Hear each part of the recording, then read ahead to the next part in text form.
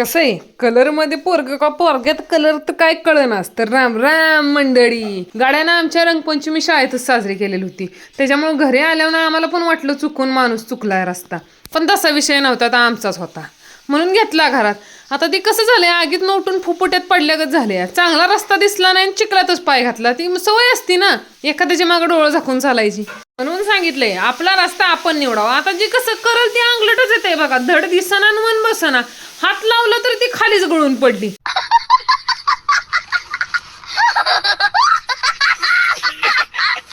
ते कसं आहे, चांगलं करायला गेलं तर ती गणतयच काम. कसं आहे, आम्हाला सनसेट बघायला डोंगरावर दर्यांवर आणि टेरेसवर जायची काही गरज पडत नाही. आमची शेतीच बास असते. असला कडक व्ह्यू दिसतो का नाही, विषय खोल. आता मी ही शेल हलवत बसली होती म्हणजे माझ्या आयुष्याची वेळ आणि घड्याळाची वेळ नक्कीच चुकली होती. तसं आयुष्यात चुकलंय म्हणा. म्हणून मग मी दोघांची पण सेल बसवून बरोबर वाजवले. टायमिंग हो, वेळ महत्वाची आहे म्हणून घड्याळ